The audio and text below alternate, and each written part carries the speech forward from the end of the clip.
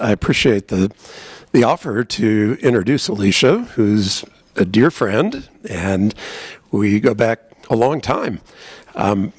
Alicia, I printed out a few notes so I don't tell lies, or hopefully they're not lies.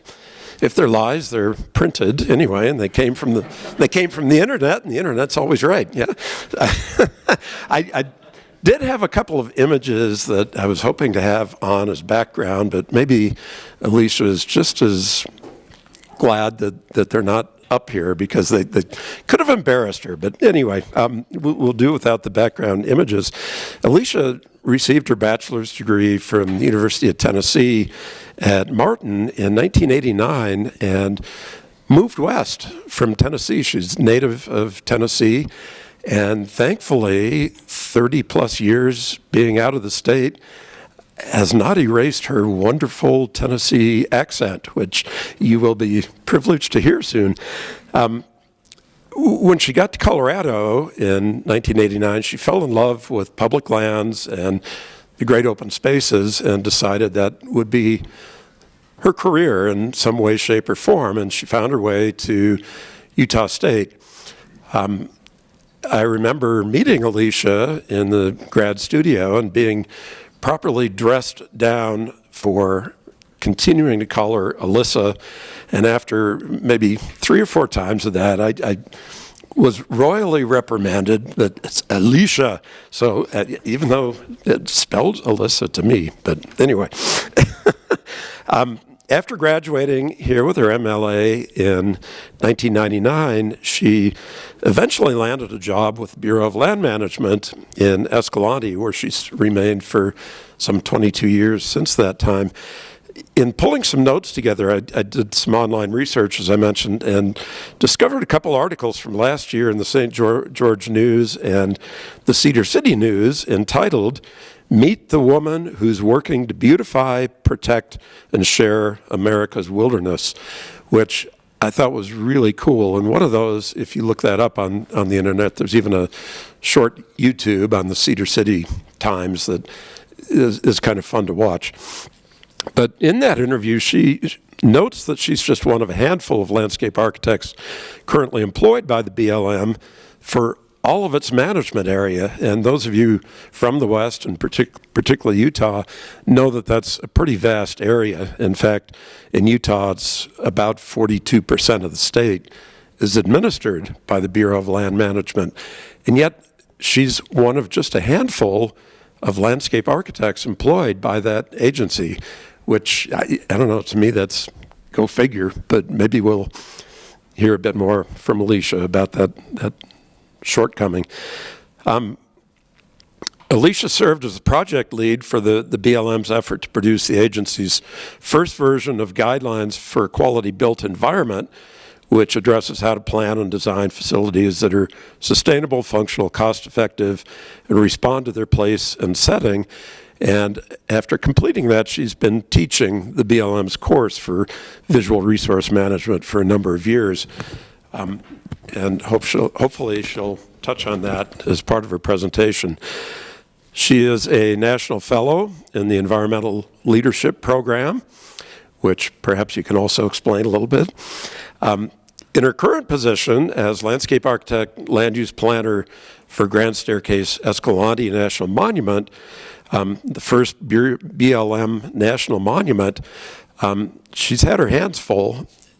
And as you all know, most of you will know, that's been a political hot potato for the last 5, 6, 7, 10 years, ever since it was first designated. And it must be challenging. I felt badly for Alicia 5 years ago or so when the monument suddenly shrunk, and I wondered how she could do her job not knowing which monument am I really administering, the big one or the little one, and it seems to go back and forth. Maybe we can hear more about that. Alicia's been a great friend of the department throughout the years, involving and hosting. When I taught the Rec and Open Space Studio, she would involve our students numerous times on projects and bus us down to southern Utah and involve us in some great projects, including the recreation and open space plan for Kanab City some 20 years ago, a similar project for Escalante City, and another fun project that involved designing lots of trailheads in Grand Staircase National Monument. And I think the students had very enriching experiences because of Alicia's hands-on involvement with us. She's also served on our advancement board for a number of years, and along with a few colleagues, Alicia established the Gaia Travel Grant, awarded annually to an outstanding LAEP student seeking assistance to advance their understanding of our Earth and ways landscape architecture can shape it. Alicia lives in a wonderful little straw bale home that she built along with some friends in kind of a remote location on the outskirts of Escalante. And it's just a wonderful little retreat that she gets to call home and return from work and be surrounded by her dogs and wilderness. We're really privileged and honored to have Alicia here with us. So without any further ado, Alicia Angus.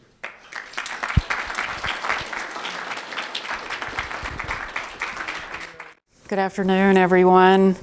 Is this working? Yeah. Excellent. Okay.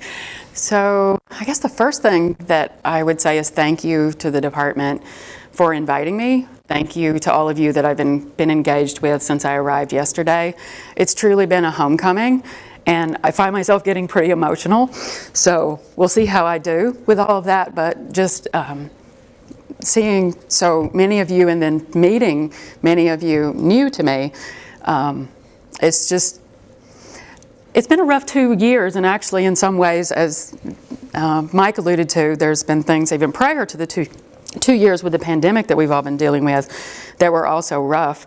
And coming here, this is my first kind of travel since before COVID. And so being around all you is my first interaction with a lot of people in quite some time, except doing it the way we've been having to digitally. And I just want to kind of express to you that it's been very good for me, even more so than I knew that it would be. So I'm grateful for that. It was good to get kind of tossed back into the pool, and your generosity and kindness so far is very much appreciated by me.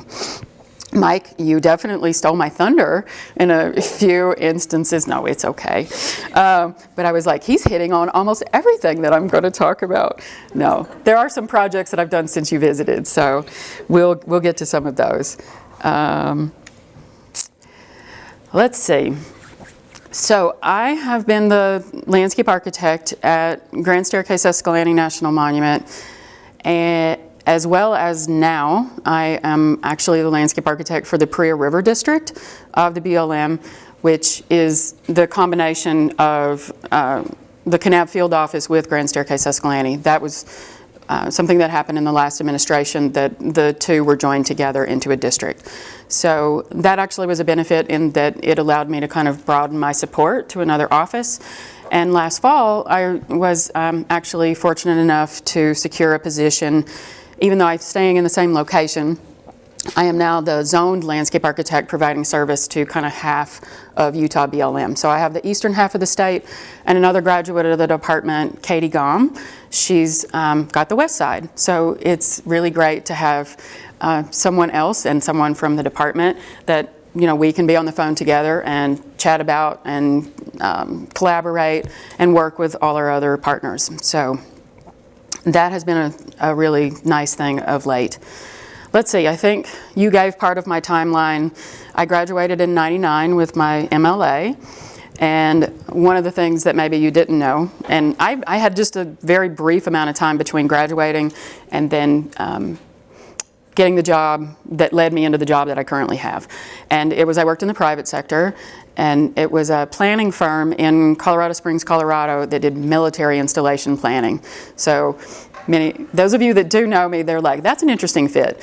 And the great thing about it is I was doing the community design part, and I learned so much in a short period of time because I worked with great people there. I got to travel abroad because we did projects in Belgium and Germany, and it was interesting work, and I think you can find and do interesting work anywhere, which that was a great thing for me to learn. But my heart definitely was not in it.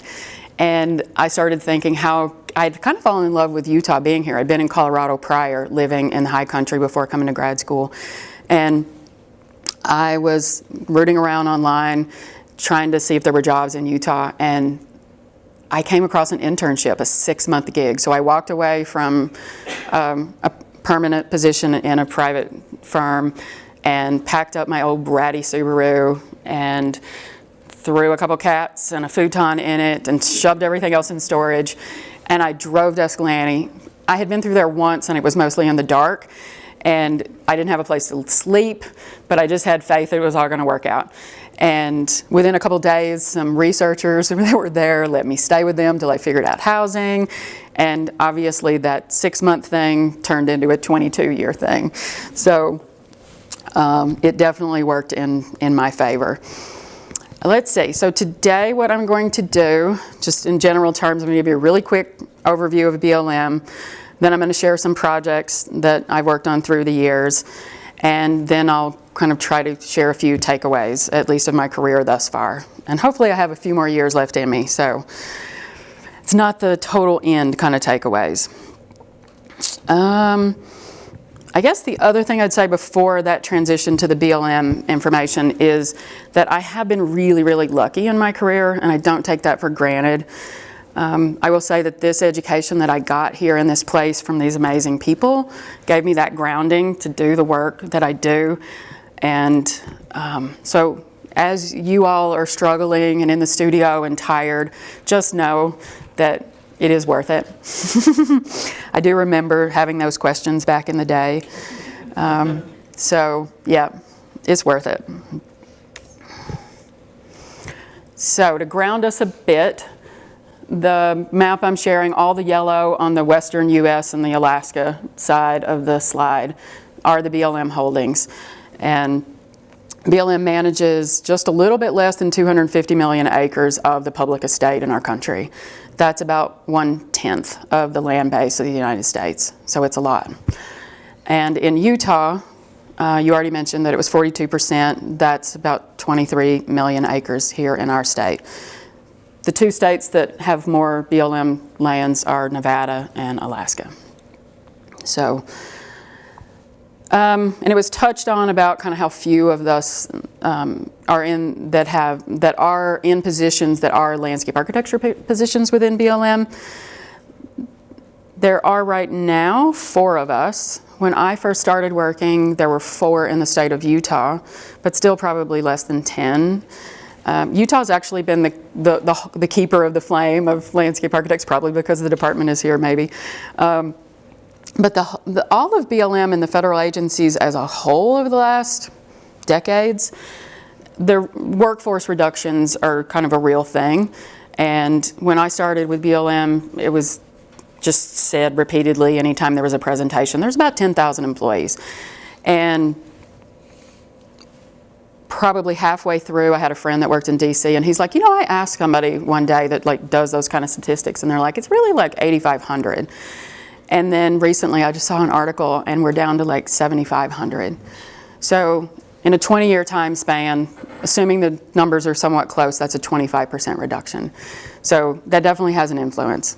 I told the group yesterday that there's the mantra in BLM that we are very proud of ourselves for doing a lot with not a lot, And I do think there comes a point though where you hit a tip that you do less with less. And I would kind of argue that maybe that probably feels like a lot of times it's going on now, as the pressures all continually increase. I also should clarify, because there may be folks out there, there are a lot of people besides the 4 of us that are in positions that have this training and background that work for BLM, and many of them are graduates of this department. They're in management, they work in the recreation program, they work in our lands and realty program, which is the one that processes the right-of-ways for things like power lines and solar farms and that type of stuff. So we do have people with our training spread throughout the agency, but as of now, there's 4 of us in positions where we get to call ourselves that. And our heyday was in the 70s, early 80s, and that was actually when BLM was set up with our equivalent of the Organic Act that gave us the mission to manage for multiple uses as well as what's called sustained yield. So making sure that we are managing it for future generations. And right, that's a pretty complicated thing too.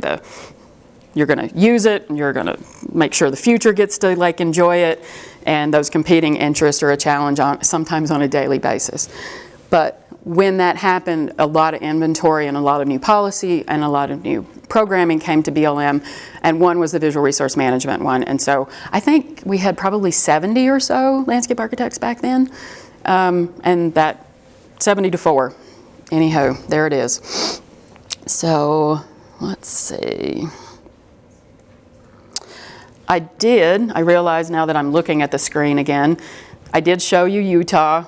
Still the yellow is the Utah part, and that little, to give you grounding for those of you that don't know where Escalante or Grand Staircase is, the red rounded square is it's not perfect, but it mostly encompasses the district where I work. So the yellow that doesn't have kind of dots in it is Grand Staircase, and the Kanab Field Office is the yellow with the dots in it kind of running up on the west side. Those dots are state and institutional trust lands, just if anybody was wondering. Those were traded out of Grand Staircase prior to me showing up, actually. So that's why it's a big piece of just yellow. So Mike mentioned this, and this is a project in the first third or so of my career with BLM. I was really, really lucky, I think, to get to work on and be the project lead for our agency's guidelines for a quality built environment. And I'm incredibly proud of this document. You guys have it in the library in physical form. It's easier to use online. It's easy to find that way too. And probably the aspect of it that I'm the most proud of, and that I start kind of conversations in my office with my teams and colleagues when we have projects to tackle, is the process. Because I think that's something that our background and all of you and the training that you're receiving, this is one of the really key things, like understanding and learning process. It's so incredibly valuable. It's like how to tie the pieces together and going at the upper level, and in our case, it's a land use plan in a city. It could be, the city general plan or master plan. But for us, the land use planning, kind of what can happen where, and then just breaking our way down. And what I find when you're not working with landscape architects, right, they like to jump into the pieces of this part. Where am I going to put my little individual pieces of whatever? And you're going to have a much more successful project if you follow through with the flow. And right, I have definitely had it happen on projects that I've been involved in, where when we jumped a step, you will go back and open up the land use plan and go, oh my goodness, we can't do any of this here. And now we have wasted time that we're going to have to change course, and it can be kind of embarrassing. So the planning portion of the document is actually a really small sliver, but like I said, for me it's one of the critically important pieces. The next section, which is the most beefy, are those that show beautiful graphics and images that help people understand how they can actually apply, like if I'm doing a campground, what are some things I should think about? If I'm doing a trailhead, if I'm doing an overlook or a boat ramp. The guidelines are really geared toward facilities that BLM builds, not necessarily the stuff that gets built on us by others. And one of its goals, as Tim mentioned, was for us to be building things and putting them on the ground when we need to that reflect, right? The title says it all. It's about the image. Well, maybe, do we not? Yeah. Actually, we don't have the word image in our title. The Forest Service does that. Sorry about that. But it's to elevate the image of BLM that we care and that we're spending money well and that things function. So one of the other things I would say that at this point in my career that I feel really lucky about is that I get to work on a project like this and several others where I'm on the policy and the guidelines end, working at the higher levels. And then because I've stayed in the field, I also then get to take it into implementation. And I get to honestly prove whether or not what we tried to do, whether or not it can work. And I guess I will say that I feel like the built environment, which is now a little over 10 years old, and we've done no training for it.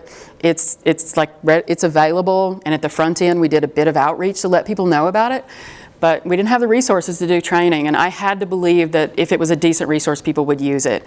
And I shared with the folks yesterday, what's interesting with it is I get more calls about it now than I did early on, and I really do. It has somehow or another gotten out there, and people are using it, and they appreciate it, and we're actually talking about revising it, because as with everything, particularly when all the stuff in the back and the references, there's new things that we need to do that we didn't have to do back then. So I look forward to being on the team that's hopefully going to do some revision. So we have this, and then I am lucky to have the opportunity to apply it to some projects. So I was going to show you 3 projects where this kind of brings to bear. Have any of you been to Coral Pink Sand Dunes outside of Kanab? Oh, yeah, a couple folks. So when you're driving in, if you go in from Highway 89, you would have passed by Ponderosa Grove Campground, a little tiny BLM campground on the right-hand side of the road. And the BLM has a lot of also the Coral Pink Sand Dunes. There's a part that the state park has, but a lot of that landscape is also outside on the BLM lands. And some of it's wilderness study area as well. So across on the opposite side of the road of the state park portions, there was this little site, and the image up in the corner on the left is what the campground used to look like. And I think it was probably our response to users. You know, there were folks going in there camping years and years ago, probably well before I, set foot down there, because there were trees and there was shade. This is this weird little pocket of a bunch of ponderosa trees in mostly a pinyon juniper and sand landscape. So it was desirable because of the shade and easy access because it's near this paved road. And then probably, as BLM has a tendency to do, once the public starts using it in any kind of density, then we go in and put like feed tube in and a toilet, and it becomes a recreation site. And so let me show you, and the other side is the plan that I worked with our team to put together to do the improvements to it.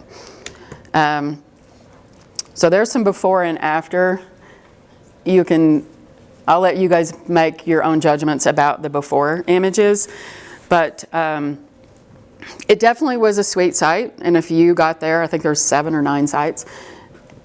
You would have a good kind of evening, right? It's just a beautiful setting, but it wasn't very organized, and I don't know that it reflected that great on us as an agency that we particularly cared as much about the site as I like to think that we do our sites.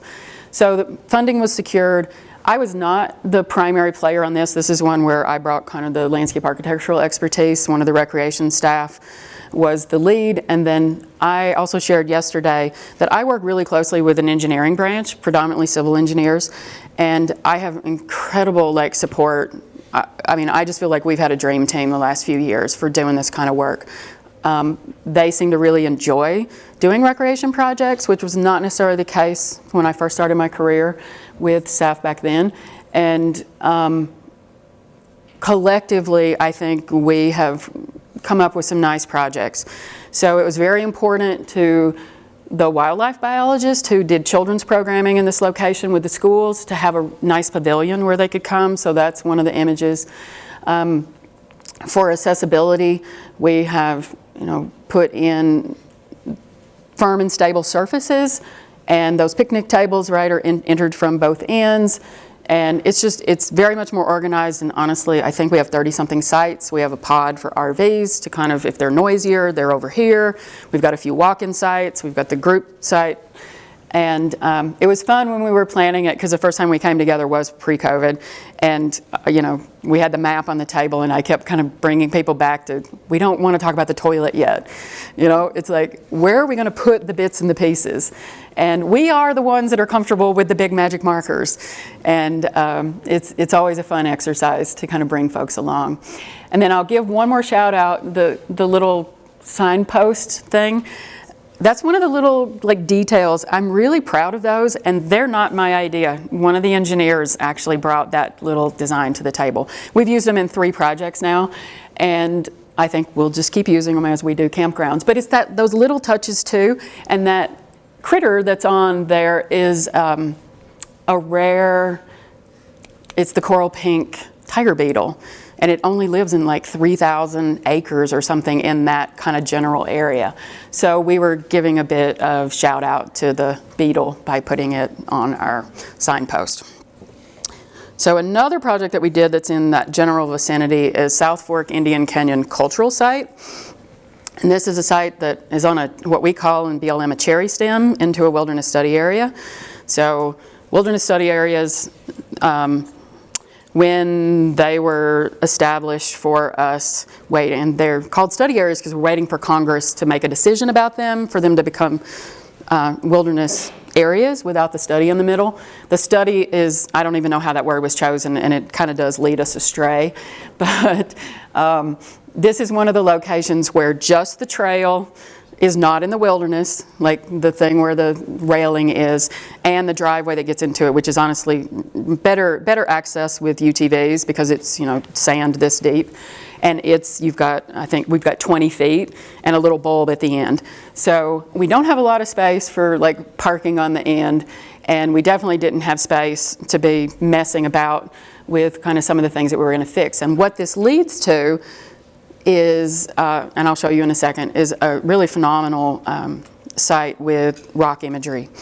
And any which way, I don't even know when that chain link stuff went in, but you can see by the images it's not in very good shape.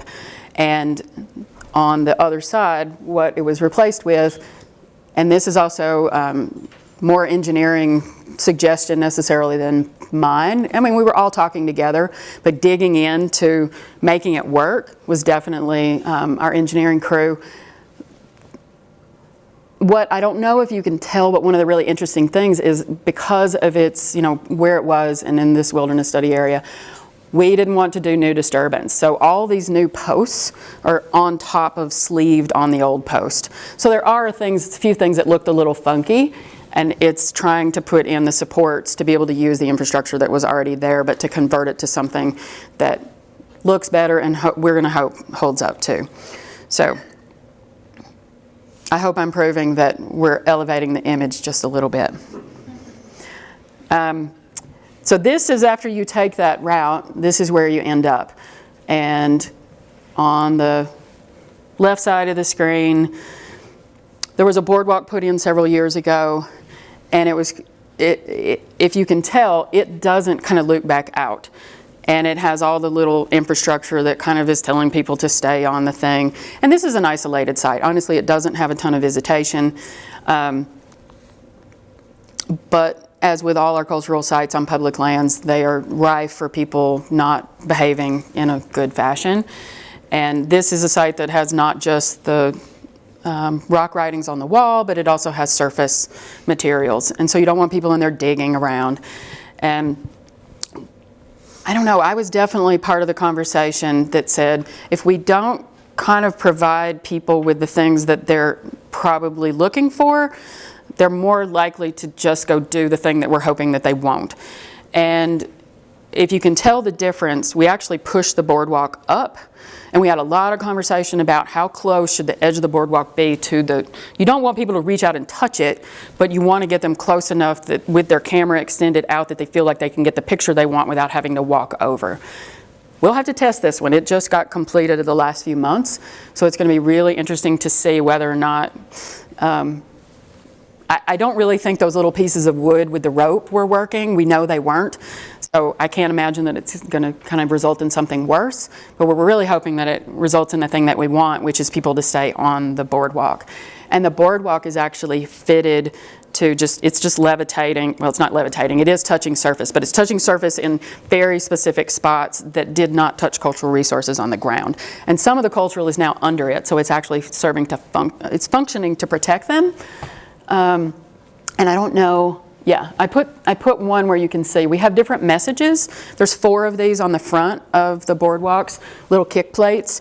So when people enter, they have similar but different wording, and it's basically about respecting the place you're in, don't touch things, don't pick things up.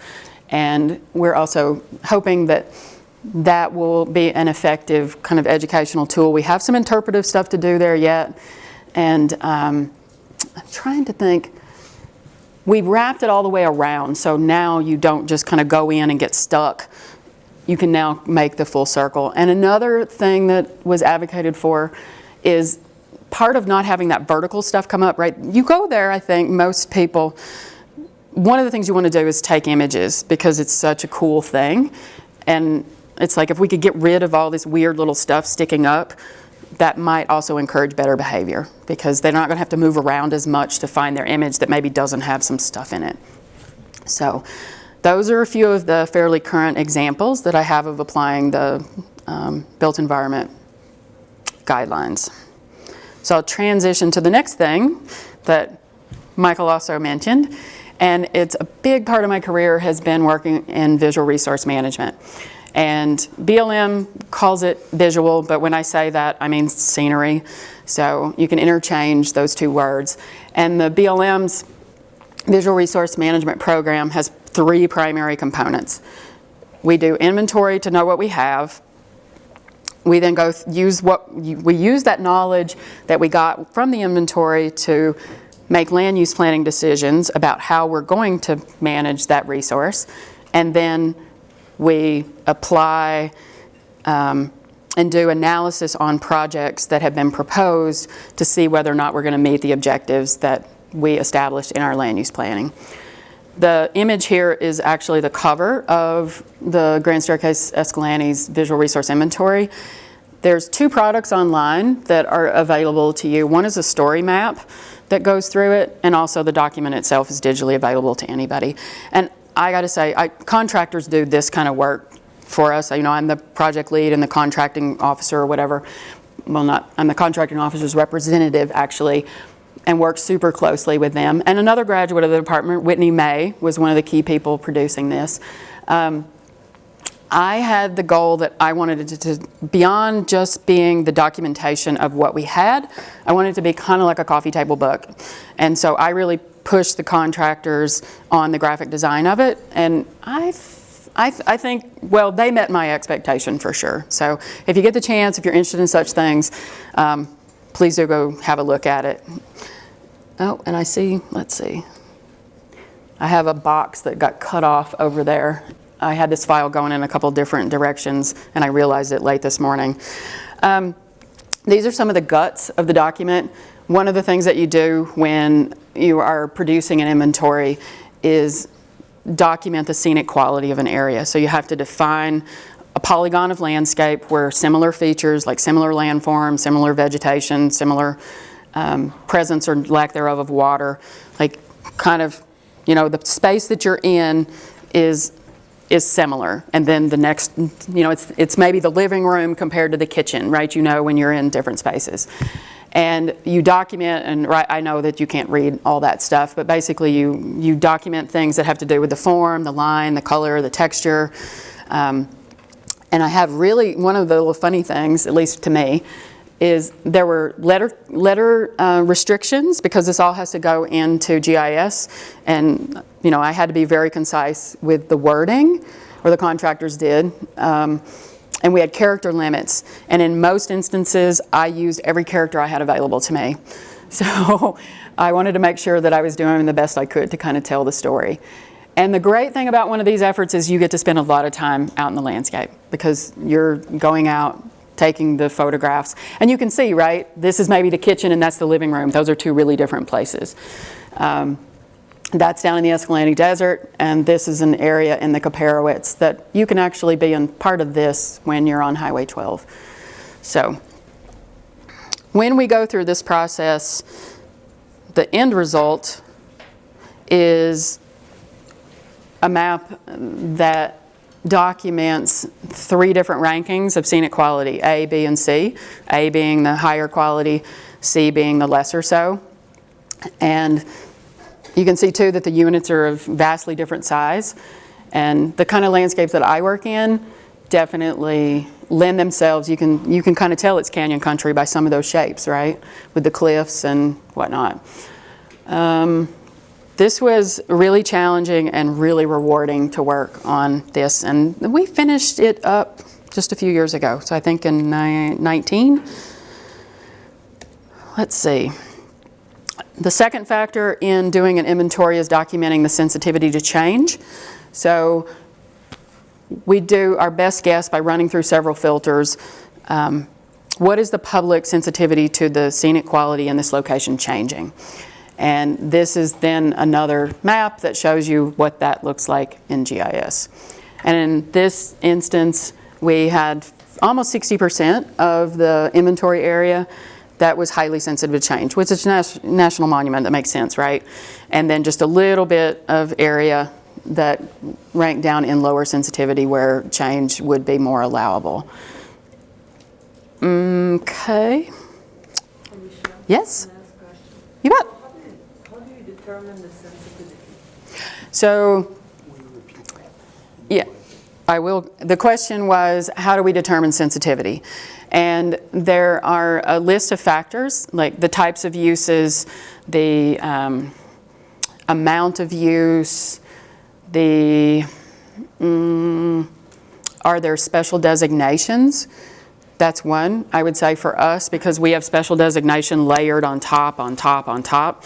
You know, like first there's the monument designation, then in many instances there's a wilderness study area designation, and then there could be a national scenic trail. We have the Old Spanish Trail coming through. So when you have those are the ones that are coming to me that it's, you know, as I'm standing here on the spot. I think there's about 9 criteria that we document, and inside the report you can see all of those and what we kind of assign to them. And this one is more set up very much qualitatively as opposed to using numbers, which we assigned in the previous factor. This one we just assign high, medium, and low, and then you look at how many highs you have and look at how many mediums and how many lows, and then kind of pick the average for whether or not it ends up on this scale, the red, yellow, or blue. Visibility from highways must be one of them, given the ribbon of highly sensitive line. So setting up the units is actually the really interesting part, and I definitely, there are some thin ones that are the corridors associated with primary travel, and that's something that we don't have good guidance on, honestly, is how to set up the unit that you're going to run through. So you have to kind of be thinking about both what you already know. It helps to know the land base pretty well, and where is it out there that I know we have the sensitivities. And you get that. Like in my business, if you go to do something and the public doesn't like it, you find out about it pretty quickly, right? So that's part of it as well. But yeah, like we've got a unit that runs kind of along the Hole in the Rock Road, and it does, the edge of it is broken up by kind of where the view shed is. So we kind of did a bit of a combination of all of those. And it's very imperfect, and honestly, I have a colleague that works in the Denver Service Center that this particular factor, she wants us to really dig in and ground this in more levels of specificity. And we probably can now, compared to, right, this was all developed decades ago. So the last one is actually the easiest one to do because it is just a GIS exercise, and it's the distance zones. And the distance zones are based on establishing platforms for viewing, and those are linear spots, and the spots are things like overlooks or trailheads, and then polygons, so communities. And when we do our inventory work, I should point out that we don't just kind of put an imaginary line around the BLM lands. We do, like Bryce Canyon is looking down into Grand Staircase on the west side. We had visibility points that were part of our viewing platform that helped determine these distances. And then the policy tells us to, you know, the foreground, middle ground is out to 5 miles, the background is 5 to 15, and then the seldom seen is past 15 or it's blocked from view. And in canyon country, you get a lot of seldom seen because it's blocked from view. Not that it's the distance thing, but it's I'm in the bottom of the canyon, that's where most of the roads are, and I can't see, honestly, more than like a quarter mile once you hit the ridge and go beyond. So those 3 factors, then it's a very intensive GIS exercise that I wouldn't be the best one to explain how it happens, but it's melded together, and then we end up with kind of these final inventory classes, and they help us on the land use planning end. And I didn't put that map up there, but what I am going to share is this next one, where this is what we ended up with in the last planning effort for how we're going to manage it. So here it is over here that we've documented what we have. And a lot of people are like, how do you, like, what's the inventory? What am I supposed to do with it? And I say, try to think of it as like going out and counting plants. Like you can go out and inventory like the kind of vegetation you have. Same thing, we're doing that, it's what we have. And then this is the how we want to manage it. And the color coding there, the darker green is actually the wilderness study areas. They have their own thing. It didn't matter kind of how they shot out of the inventory as far as quality goes. They are just managed to stay natural. So class 1 is where there's very little thing that you would do that would change the landscape character. Class 2 is, as it is explained up there, that's of the ones we can choose from, that one has the most sensitivity, so the least amount of change. The middle one, 3, is exactly that. You can change is allowable, but it shouldn't dominate the view. And then the 4th one, the red, are areas where changes could be allowed to dominate the view. And this, many of you may kind of be asking, this is again the result of the most recent planning effort associated with when the monument's boundaries were reduced. The previous iteration, there was no class 4. We didn't have any areas that we were managing that we would have allowed significant change to the scenic quality. So, all right. That's a meaty one, right? Can I ask you a question You bet. about what you just said? Sure. I mean, is that now going to be reevaluated based on the changes to the monument? We are headed back into another land use planning effort, and I have my first ID team meeting here in about a month. So I would say we're tasked with trying to finish it within 2 years. And I won't be the determining factor, but I would imagine that this map will look different at the end of that. Yep. So I don't know that it'll look just like what the one that was first done.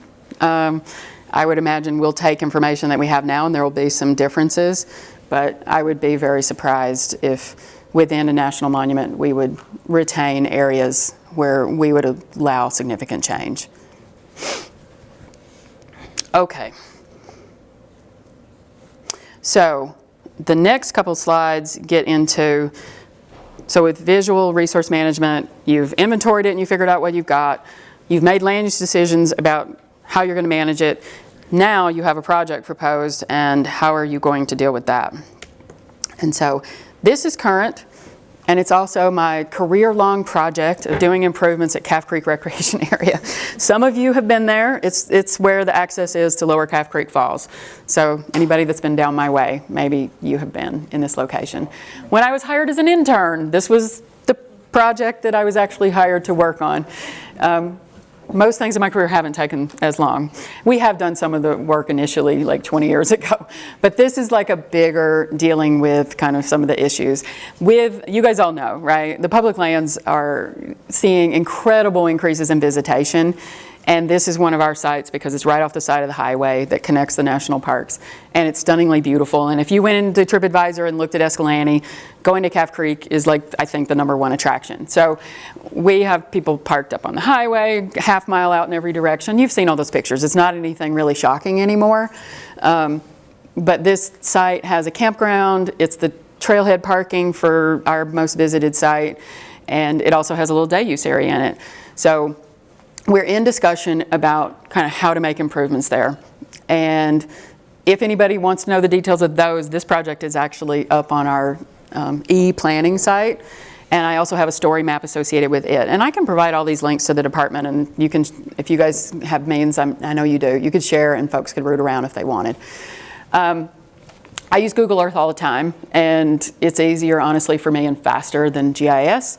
And that's something that I built so I could kind of understand where the bits and the pieces were, and when I needed to do a quick call with someone, like the county's engaged with us on this. And this is kind of how because then I can get in there and zoom around. But these are some of the things that we're looking at doing. A little bit of expanded camping. The big thing and the big talking item is putting, the parking area right now is down in here, and we're looking at putting an overflow parking area up here. And that is probably one of the primary things that would be a visual change in the site. And so I then have to use what our part of this puzzle that we use is called contrast rating analysis. We have a form, government has forms for everything, and it allows me to go in and talk explicitly about the landscape, and I break it apart into the form, line, color, and texture. And it's how it is today and how it would be if we put the project in there. So you do a comparative and then you rank out the change. Is it a weak change? Is it a moderate change? Or is it a high change? Like with that amount of contrast. And that then ties back to that objective in the land use plan, right? So if I'm in, and this is a class 2 area, if I have a change that's going to cause contrast and change the landscape character to a moderate or a high degree, I would not be meeting my land use objectives. So the goal here is to do a project that's not going to change the visual. I mean, I can have weak contrast, but I can't go above that bar. And then it does become a qualitative assessment. It's not that there's the perfect answer, and somebody one of these days may call me into court and say, prove to us that line between medium and weak and moderate. But it hasn't happened yet, which is great, because I don't want to go to court. I've mentioned that I use Google Earth a lot, and it's crazy how good the imagery is. And I was chatting with the folks that I had lunch with today, that this imagery is quite new, but they took the photos. It looks like to me in early spring, right? The leaves aren't on the trees yet, but you get the view headed both eastbound and westbound, and you can see the parking area would be right in here were we to develop it, and you can kind of see, right, this is in a hole. So the vast majority of all the other infrastructure, you've got to be looking really hard, and you probably need to be the passenger in the car, because if you're driving, you need to stay on the road. And you can see by the guardrails, like this is a place where there's a guardrail that there is no real estate down below you. Like you can't walk behind this guardrail even. I mean, it's amazing that it stays in place. So don't run into it if you come down there. Don't test it, right? Don't lose control in this segment. But in my assessment, I kind of drop these things in so that, I can kind of show people the point that I'm trying to share, the story I'm trying to tell. And I was also sharing with those guys earlier today, I love the quick and dirty viewshed tool. So you can also see, I did one off of, we're going to put a larger picnic shelter down low, and then the parking. And so those pins I dropped in, and there's the road. And this is pretty much what I had, before I even ran this, I had driven it and I had kind of timed it. And part of what I share with people is you can only see it for this many seconds. Like if you're driving the regular speed through there, which is pretty slow, it's like 60 seconds at most that, that's visible to you. So that's part of the story too. And if anybody wants to see the full assessment, which is several pages, I'm more than happy to share that as well. Right, I'm hitting the high points here. So that gets me through the visual resource piece, trying to hit the very, very high points. The next one, and I think I only have a couple slides for this. Early in my career, I don't know, this is another one of those lucky things where you just land in the right place at the right time and you say yes to something.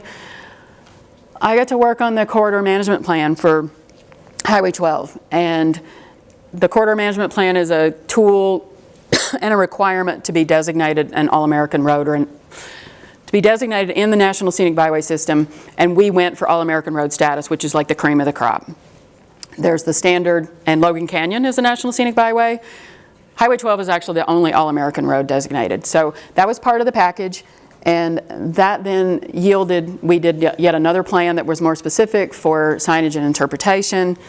And one of the fun things, like I said, and I do hear in my business a lot that, planners just like to plan. And I'm like, well, this planner actually likes to take the plan and go do the thing that you said. And if we did more of that, then maybe we wouldn't hear as many comments about they're just planning to be planning. So this is some of the stuff we did after designation. There was and it was just a fun project to deal with the interpretive spots. And they're on the Forest Service, they're on the Park Service, they're in the communities. I think I kind of picked, there's only the one that's actually on BLM that's in the images, the samples that I gave you. That one right down there. And that one comes from this location. And this was a partnership project with UDOT. They gave us the construction money, and we did all the planning, design, and construction management.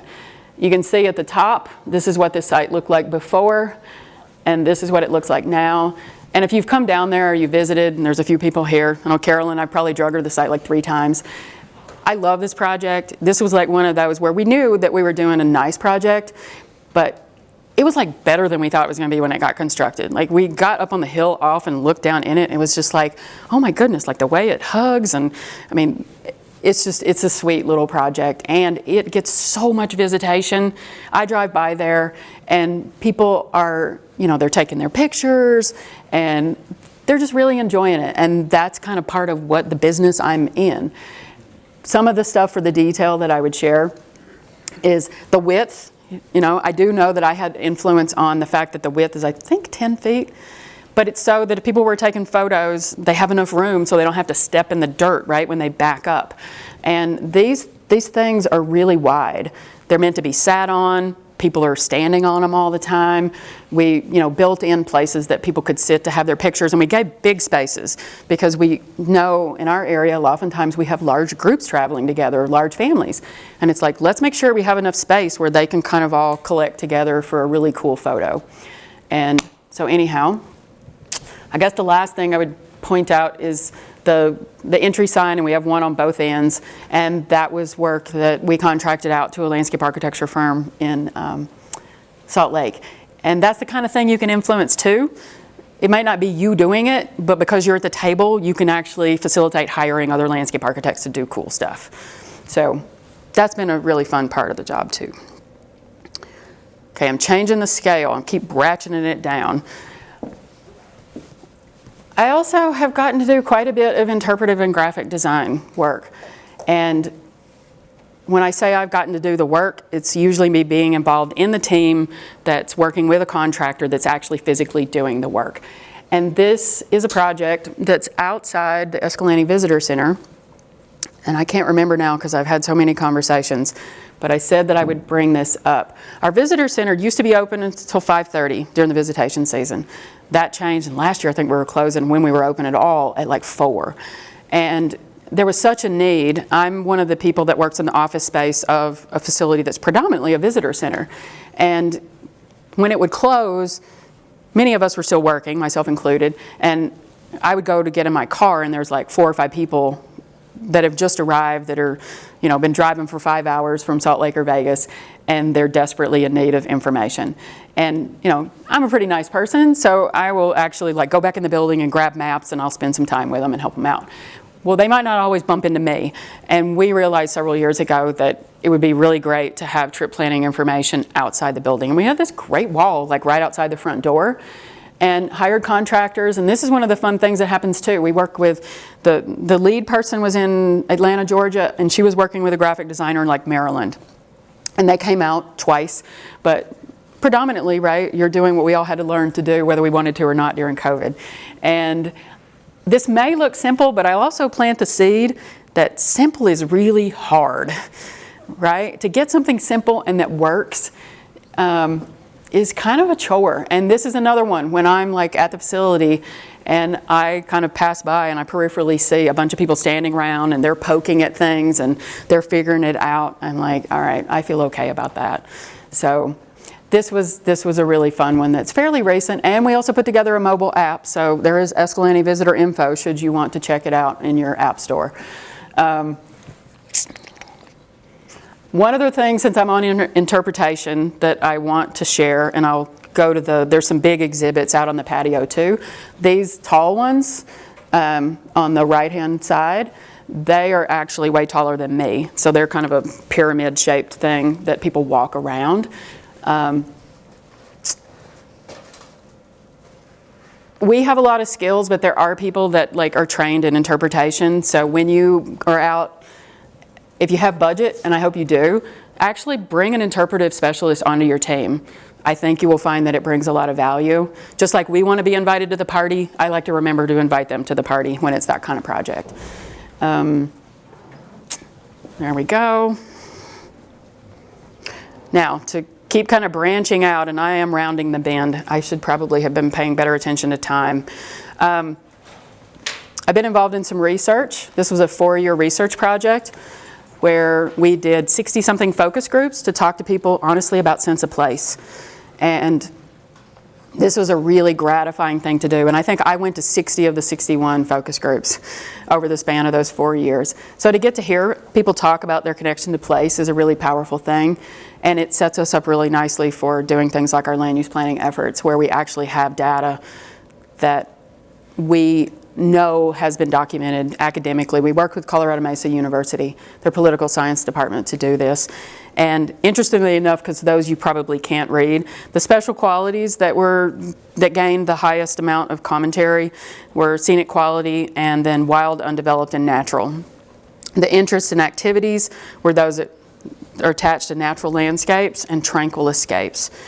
And something that was cool after the first year of focus groups is that we had so many people responding. We had set answers for some stuff, and then you'd have dialogue. And for the activities that you do, which we ask about way later, because if you just talk about activities, people kind of parcel themselves out in groups. The first thing we talked about to connect everybody in the space, wherever they were on their various spectrums and in their little groups, was what's special about this place. And you realize, right, that just sets the tone for commonality, which was super cool.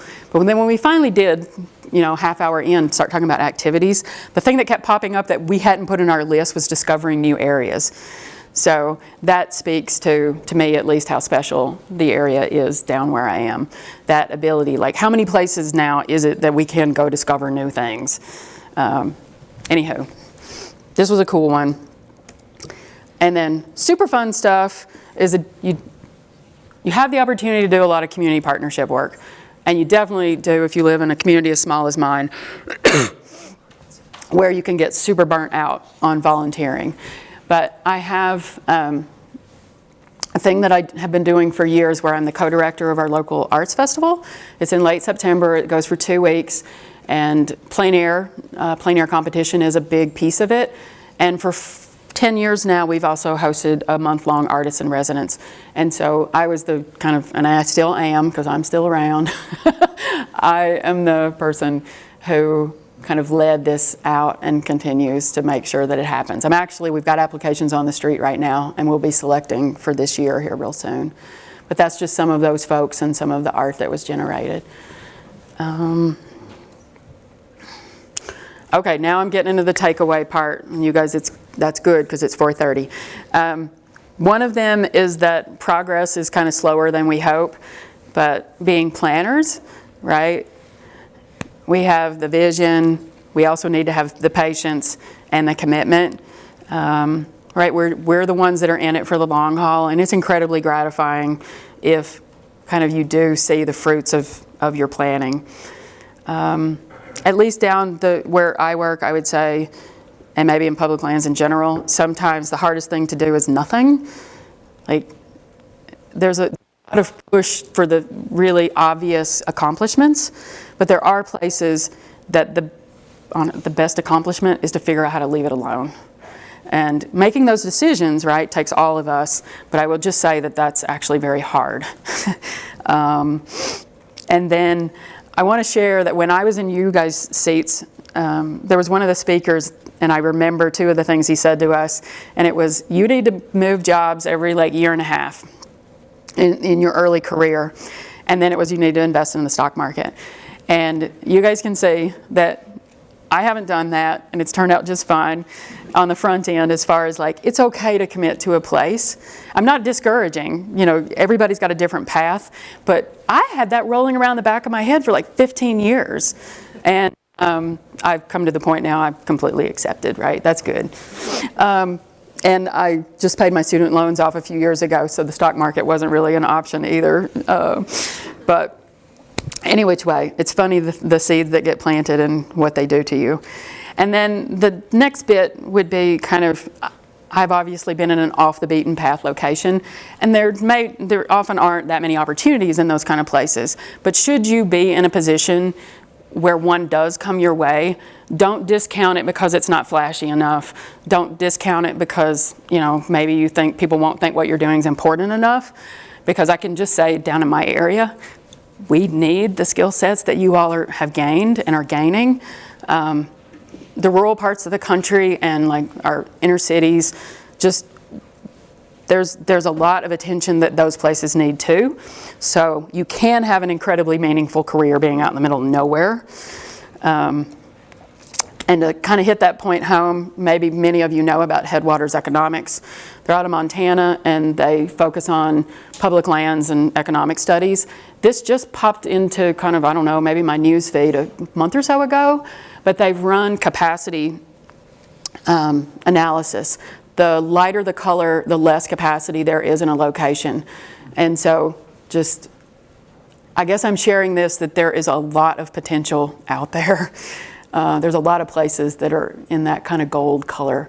And this is where I live, and I'm in the middle gold. So we're not this color yet, but they looked at things like higher education, families above the poverty level, households that have access to broadband. Amazingly enough, I do have high speed at my house down there. People with health insurance, voter turnout, income stability, those were the kind of metrics that they used to come up with this. And yeah, I would just say that there is a lot of work to be done kind of anywhere, and wherever your opportunities take you, I wish you the best with all of them. I already talked about the one thing, and then maybe the last one would then be just, I guess, the very last takeaway. It's something I'm trying to do, and right, the world could stand to be kinder right now, so let's just try to do that to each other and to those we work with. So, thank you so much.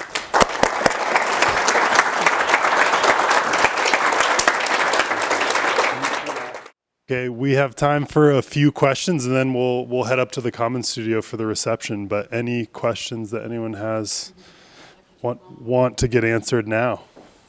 Well, thanks for coming and sharing with us. That was great. And I can remember your era and that the number of students we had going to work for the Park Service, the Forest Service, BLM. I guess my question now is, and you've sort of indicated you're kind of in a decline, but I mean, you're going to have a whole bunch of folks are pretty fired up about where you work and what you do, and what are the opportunities? I know as it began to slow down, it was to get an internship and have some experience with the BLM or Colorado State Parks or whoever. So any perspective on that for the students? So I would say definitely that the internship route is probably still one of the best paths. And the cool thing, and I didn't realize this when I was in school, but the conservation corps kind of have two levels. They have what I would say are the trail crew, like the get out there and be working on kind of hard labor type stuff. And then they have more professional, so for graduate students and folks closer to graduating with their bachelor's. And I have brought in several of those students through the years. A lot of that inventory work was actually done by Carly Klein through the summer. I'm trying to think. I hired Sarah Hansey not too long ago, and I brought her in to be a graphic designer, actually. So she did a lot of the in-house graphic design for me. And when you start becoming like one of the last people standing, just it's kind of funny, the stuff that lands in your lap. And I hope to have another intern or more next season. I don't have one coming up this year. There have been a lot of things just kind of turned upside down and fairly confused. I know Rob Sweeten does have a few internships, and he was here recently chatting with folks about those. So they're in the Salt Lake office, predominantly working on scenic and historic trails. But Rob does a great job of giving people a diversity of kind of experiences. And he's already told me, he's like, Alicia, I'll share with you if I like get some good folks, which he always has in the past. So I would trust him there. As far as the projection, I'm trying to be really positive in that we had the Great American Outdoors Act passed in the last couple of years, and then we just had the infrastructure bill. Both of those have incredible amounts of money in them tied to putting recreation projects on the ground. We also now have, right, the state grant program for outdoor recreation, which they're starting to take a lot of the revenues that they receive from taxes and starting pushing maybe a little bit less, if I understand it correctly, a little bit less into marketing and a little bit more into the impacts of those that are coming, and to try to make sure that the experiences stay solid. So with that money, I think the agencies are recognizing, at least we are at the local level, the various skill sets that we need more of. And I feel like there's potential, at least, for there to be more positions in BLM. I can't speak to what's kind of going on in the others. They're not there yet because it's a very long trajectory to get there. There's something about patience working for the federal government that you also have to have. But I think it's actually possible that we may see more positions come along. Yeah. Yeah. Any other questions? Keith? Can you talk about just what's happened in the last couple of years with the demand for recreation in these spaces and what impact you see it's moving forward? Are we in trouble or are we good?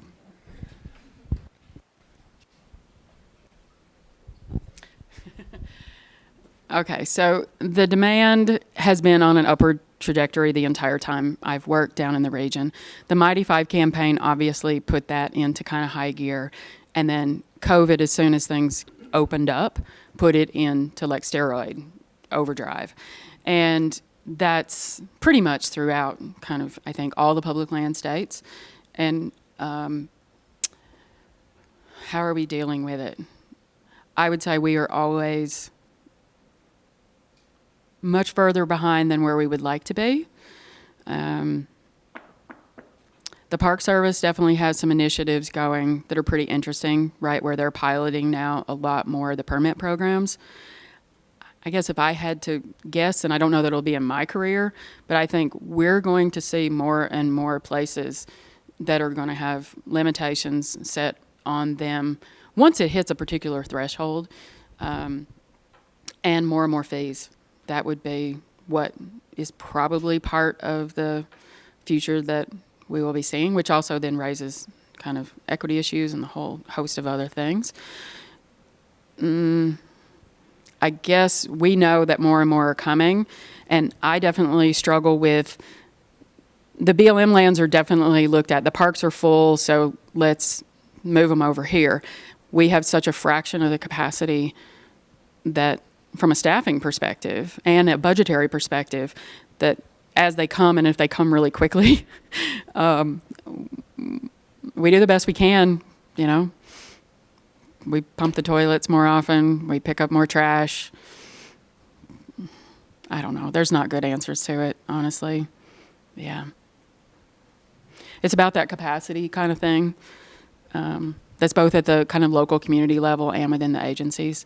That it's pretty tough and challenging a lot of the times. So, not to be a downer. I mean, and there's that piece of it, right, where we're in the business of facilitating and sharing public lands with the public. And there's a lot of benefit to people using and loving and getting benefit from their public lands in ways that are about kind of soul stuff. And I do believe I'm in a landscape where it doesn't take you long to come down there. And if it doesn't move you, then maybe just kind of nature is not your thing, right? If you immerse into it for just a little bit, there's kind of, I don't know, I don't think there's any way not to have it affect you. And again, I'm in a place where we're not making more of it. It's super dark. I didn't even talk about this. I mean, I've been involved in the dark sky research. I've been involved in the natural soundscape. It's super quiet. It's just like these superlatives stacked on each other. And so then it becomes the challenge of how do you manage it? How do you, facilitate people appreciating and enjoying it? And all those little things, like the interpretive stuff. I don't know, the bigger panels were about trying to promote people behaving in a respectful way and being safe. Honestly, a big part of our conversation is safety. When people come into our area, it's not packaged like many of the Park Service experiences are. And so we definitely have to worry about the safety concerns and try to provide the information. And there's still like things that happen that you're like, oh goodness, no. So there you go.